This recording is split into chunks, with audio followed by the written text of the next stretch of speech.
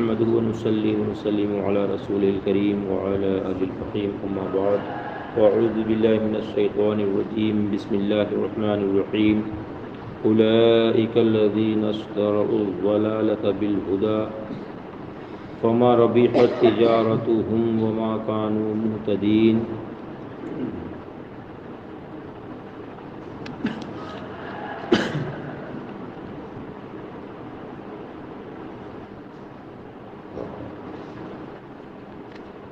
بسم الله الرحمن الرحيم إن الله لا يستحيي أن يضرب مثلا ما بعوضة فما فوقها فأما الذين آمنوا فيعلمون أنه الحق من ربهم وأما الذين كفروا فيقولون ماذا أراد الله بهذا مثلا يضل به كثيرا ويهدي به كثيرا وما يضل به إلا الفاسقين. اللہ پاک ارشاد فرماتا ہے کہ بے شک اللہ اس سے حیا نہیں فرماتا کہ مثال سمجھانے کو کیسی ہی چیز کا ذکر فرمائے، مچھر ہو یا اس سے بڑھ کر. اس آیت کریمہ کی شان نزول میں مفسر فرماتے ہیں کہ جب اللہ تعالیٰ نے آیت کریمہ مثلہم کمثل الذی استوقد نارا اور کالصیب من السماء میں منافقوں کی دو مثالیں بیان فرمائیں تو منافقوں نے یہ اعتراض کیا کہ اللہ تعالیٰ اس سے بالا تر ہے کہ ایسی مثالیں بیان فرمائے. ان دونوں کہاوتوں کے بیان فرمانے پر منافقین نے اعتراض کیا اور یہ کہا کہ اللہ تعالیٰ کی شان اس طرح نہیں کہ وہ ایسی چھوٹی چھوٹی مثالیں چھوٹی چھوٹی کہاوتیں بیان کرے. تو اس پر اللہ تعالیٰ نے ارشاد فرمایا کہ اللہ اس سے حیا نہیں فرماتا کہ مثال سمجھانے کو کیسی ہی چیز کا ذکر فرمائے، مچھر ہو یا اس سے بڑھ کر کے.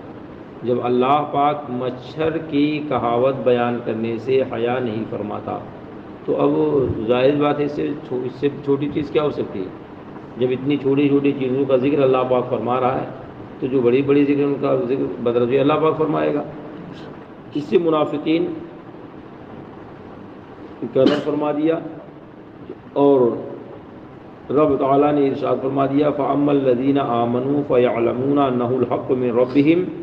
تو وہ جو ایمان لائے وہ تو جانتے ہیں کہ یہ ان کے رب کی طرف سے حق ہے، چونکہ مثالوں کا بیان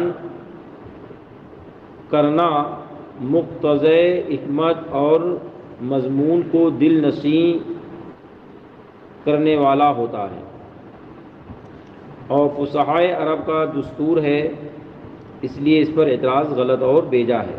یعنی جو عرب شریف کے جو بڑے بڑے عالم تھے، مفتیان کرام تھے، جن کو عربی میں بہت اچھی معلومات تھی، ان لوگوں کا حال یہ تھا کہ جب وہ کسی چیز کو بیان کرتے تو اپنے اس چیز پر مثالیں بیان کر دیتے تھے، کہاوتیں لا کر کے پیش کر دیتے تھے تاکہ ان کی بات کی تصدیق ہو جاتی تھی. اس نہج سے بھی منافقین کا اعتراض کرنا غلط ہے کہ یہ تو تمہارے عرب ہی کا دستور ہے کہ جب تمہارے یہاں کے بڑے بڑے جو فصیح ہیں، عربی داں ہیں، جب وہ لوگ کوئی چیز بیان کرتے تو کہاوتیں بیان کر دیتے ہیں، تو پھر اس پر اعتراض کرنا تمہارا بالکل سراسر غلط ہے. وَأَمَّا الَّذِينَ كَفَرُوا فَيَقُولُونَ مَاذَا أَرَادَ اللَّهُ بِهَذَا مَثَلًا. رہے کافر وہ کہتے ہیں ایسی کہاوت میں اللہ کا کیا مقصود ہے، اللہ بہتیروں کو اس سے گمراہ کرتا ہے. یعنی جنہوں نے کفر کیا اور جو کافروں کہتے تھے بھی مثالیں اللہ پاک کیوں بیان فرماتے ہیں، اسے مقصد کیا بیان کرنے کا. تو رب ارشاد فرماتا ہے کہ ان مثالوں سے اللہ بہتوں کو گمراہ کرتا ہے، بہتوں کو وَيَهْدِي بِهِ كَثِيرًا اور بہتیروں کو ہدایت عطا فرماتا ہے. یعنی بہت سے لوگ انہی کہاوتوں کو سن کر کے گمراہ بھی ہو جاتے ہیں اور بہت ایسے ہیں ان کہاوتوں کو سن کر کے ہدایت پا جاتے ہیں. مفسر ارشاد فرماتے ہیں کہ یضل به کفار کے اس مقولہ کا جواب ہے کہ اللہ تعالیٰ کا اس مثل سے کیا مقصود ہے۔ اور اما الذین آمنوا و اما الذین کفروا، جو دو جملے اوپر ارشاد ہوئے، ان کی تفسیر ہے کہ اس مثل سے اللہ تعالیٰ بہتوں کو گمراہ کرتا ہے جن کی عقلوں پر جہل نے غلبہ کر لیا۔ کن لوگوں کو گمراہ فرماتا ہے؟ جن کے عقلوں پر جہالت کا پردہ پڑ گیا ہے، کہ وہ اتنے جاہل ہیں کہ اپنی جہالت کے سامنے کوئی چیز وہ سننے کے لیے سمجھنے کے لیے تیار بھی نہیں، اگر سنے بھی تو ان کی عقل پر ایسا پردہ جہالت کا پڑا ہوا ہے کہ وہ حق بات قبول ہی نہیں کرتے، تو گمراہ ہوں گے۔ اور جن کی عادت مقابرہ و عناد ہے، جن کی عقلوں پر اللہ نے جہل کا غلبہ کیا اور عادت ان کی یہ ہے کہ تکبر اور گھمنڈ کوٹ کوٹ کر کے بھر دیا گیا ہے، تو اپنے غرور و گھمنڈ کے بلبوتے بھی کوئی چیز سمجھنے کے لیے تیار نہیں ہوتے ہیں۔ آج بھی بہت سارے لوگوں کا یہ طور و طریقہ ہے کہ وہ اپنے غرور و گھمنڈ کے سامنے کوئی بات سننے کو تیار نہیں، کوئی اچھی بات ان کے سامنے کہی جائے یا بری بات کہی جائے۔ بری بات تو پہلی بات کوئی کہے گا نہیں، اچھی بات ہی لوگ کہتے ہیں، تو اچھی بات بھی وہ اپنے غرور و گھمنڈ کے بلبوتے نہیں کہ ہم تو بہت جانتے ہیں، چاہے علماء کی صحبت میں کبھی نہ گزارے ہوں، علم کی ان کو بو بھی نہ لگی ہو، مگر گفتگو ایسے کریں گے کہ لگتا ہے کہ بہت بڑے عالم ہیں۔ معذرہ، یہ جہالت ہے ان کی، ان کا علم کہاں سے آئے گا؟ جب آپ دینی کتابیں پڑھیں گے تو نہ علم آپ کے پاس آئے گا، جب آپ کسی علماء کی صحبت میں بیٹھیں گے، جید عالم سے رابطہ کریں گے تو آپ کے پاس علم آئے گا، ورنہ علم آئے گا کہاں سے؟ علم آنے کا کوئی راستہ تو ہونا چاہیے بھی، کوئی سبب تو ہونا چاہیے کہ ہم فلاں سے ہم نے پڑھا ہے، فلاں سے سیکھا ہے، یا فلاں کے پاس بیٹھے ہیں، اسے علم حاصل ہوتا ہے۔ اور جو امر حق اور کھلی حکمت کے انکار اور مخالفت کے خوگر ہیں، اور باوجود کہ یہ مثل نہایت ہی برمحل ہے پھر بھی انکار کرتے ہیں، اور اس سے اللہ تعالیٰ بہتوں کو ہدایت عطا فرماتا ہے جو غور و تحقیق کے عادی ہیں۔ سبحان اللہ۔ یعنی جب اللہ پاک کسی چیز کو نازل فرماتا ہے، کوئی بیان فرماتا ہے، تو جو حق قبول کرنے والے ہیں وہ اس کے اندر غور کرتے ہیں، سوچتے ہیں کہ اللہ پاک نے کیوں اس کو نازل فرمایا ہے، اس کے اندر ہمارا فائدہ کیا ہے، اس کے اندر رب کیا چیز بیان فرما رہا ہے۔ تو ایسے لوگ جو خود غور اور تحقیق کرنے کے عادی ہیں اور انصاف کے خلاف بات نہیں کہتے، وہ جانتے ہیں کہ حکمت یہی ہے کہ عظیم المرتبت چیز کی تمثیل کسی قدر والی چیز سے اور حقیر چیز کی ادنا شے سے دی جائے، جیسا کہ اوپر کی آیت میں حق کی نور سے اور باطل کی ظلمت سے تمثیل دی گئی ہے۔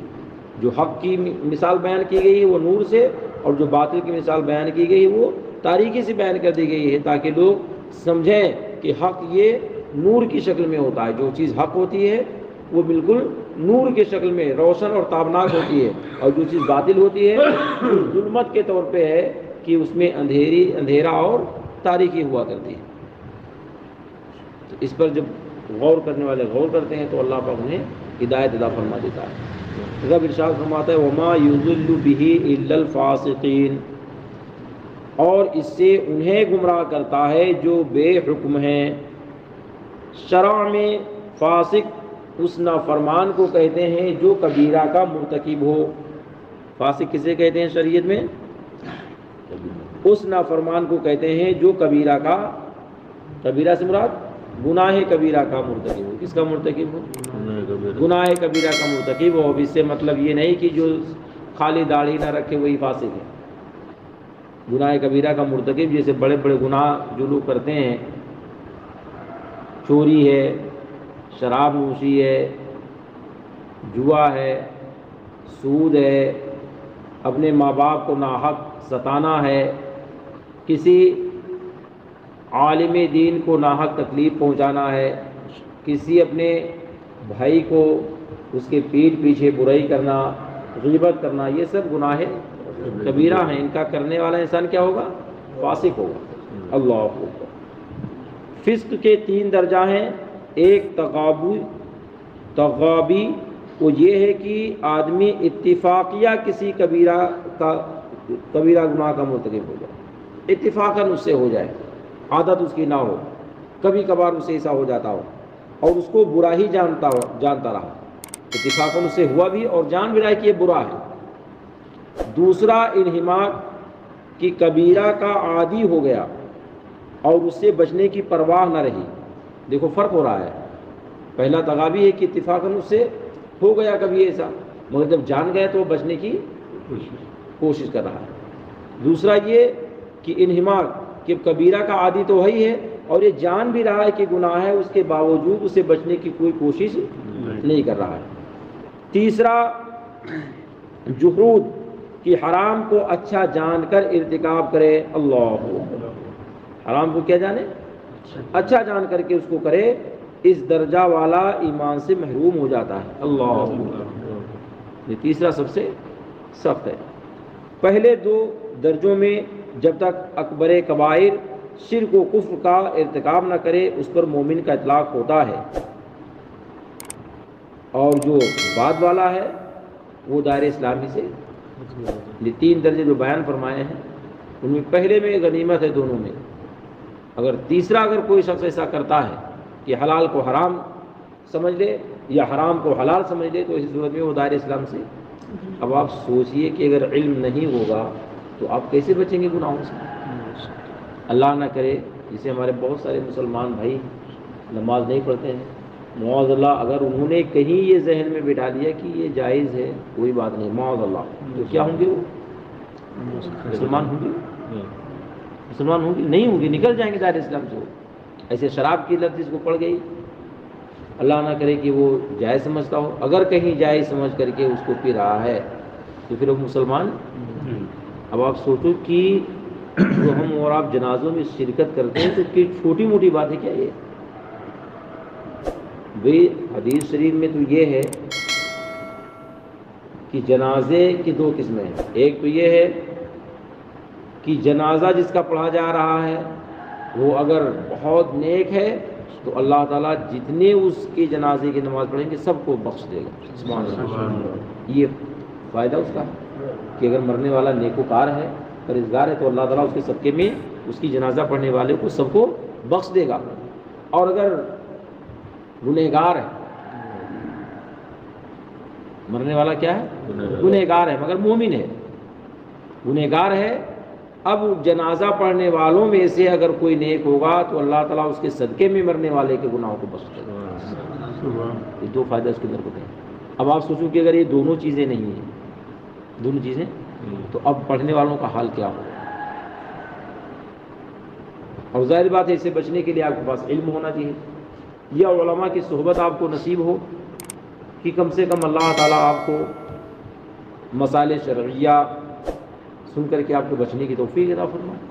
مگر میرے خیال سے دیکھیے، عشاء کے بعد درس بہار شریعت کا اہتمام ہوتا ہے الحمدللہ، کتنے لوگ رہتے ہیں؟ چند لوگ خالی بیٹھتے ہیں بیچارے سننے۔ یہ فجر کے ٹائم میں دیکھیں کتنے لوگ رہتے ہیں، مگر اکثر و بیشتر لوگ چلے جاتے ہیں، نہ جانے اللہ بہتر جانے کہ کیا ان کے دل میں ہے۔ وہ لوگ اپنے آپ کو عالم سمجھتے ہیں، یا ان کے پاس میں وقت نہیں ہوتا ہے، یا وہ سننا نہیں چاہتے ہیں۔ حالانکہ کتنا بہت مشکل سے میں تو سمجھتا ہوں کہ 5 سے 10 منٹ کا وقت خالی جاتا ہے، بہت زیادہ ہو تو کتنا؟ 10 منٹ۔ اب بتاؤ 10 منٹ علم دین سیکھنے کے لیے، اب یہ اللہ کا مقدس کلام ہے، کس کا کلام ہے؟ اللہ کا مقدس کلام ہے۔ الحمدللہ فقیر تلاوت کر دیتا ہے کہ آپ سب لوگ تلاوت میں بھی شریک ہو جائیں گے، تلاوت کا ثواب بھی اللہ پاک عطا فرمائے گا۔ پھر اس کا ترجمہ جو اپنے امام اعلیٰ حضرت امام اہل سنت نے کیا وہ ترجمہ پیش کیا جاتا ہے۔ پھر اس ترجمہ کے بعد اعلیٰ حضرت کے خلیفہ علامہ سید نعیم الدین مراد آبادی صدر الافاضل کی تفسیر پیش کی جاتی ہے کہ اس کے اندر کیا بیان فرمایا گیا ہے۔ سننا چاہیے 5 منٹ 10 منٹ کا وہ نکال کر کے، تاکہ اللہ پاک علم میں اضافہ فرمائے اور ہم اور آپ بچیں گناہوں سے، اور سوچیں بھی کہ اللہ پاک کس سے منع فرماتا ہے، کس سے منع نہیں فرماتا ہے، ہم کو کون سی چیز کرنا ہے کون سی چیز نہیں کرنا ہے۔ ورنہ پھر زندگی میں جینے کا مطلب کیا ہوگا جب ہم حلال حرام نہیں جان پائے، شرک و کفر نہیں سمجھ پائے، نماز روزے کے مسائل بھی اگر نہیں سیکھ پائے، تو پھر کیا مطلب ہوگا ہمارا دنیا میں آنے کا اور جینے کا۔ اللہ تعالیٰ ہمیں اور آپ کو سب کو اپنے حبیب کے طفیل میں عمل کی توفیق عطا فرمائے۔ مفسر ارشاد فرماتے ہیں کہ یہاں فاسقین سے وہی نافرمان مراد ہیں جو ایمان سے خارج ہو گئے۔ کہاں؟ جو اللہ پاک ارشاد فرماتا ہے وما یضل بہ الا الفاسقین، اور اس سے انہیں گمراہ کرتا ہے جو فاسق ہیں۔ ان کہاوتوں کو بیان کرنے کے بعد گمراہ کون ہوتے ہیں؟ جو فاسق ہیں۔ اب فاسق کی 3 قسمیں ہو گئیں، تو کون سی قسم مراد ہے؟ آخری والی قسم مراد ہے کہ وہ دائرۂ اسلام سے خارج ہو جاتے ہیں، اس درجے والا ایمان سے محروم ہو جاتا ہے۔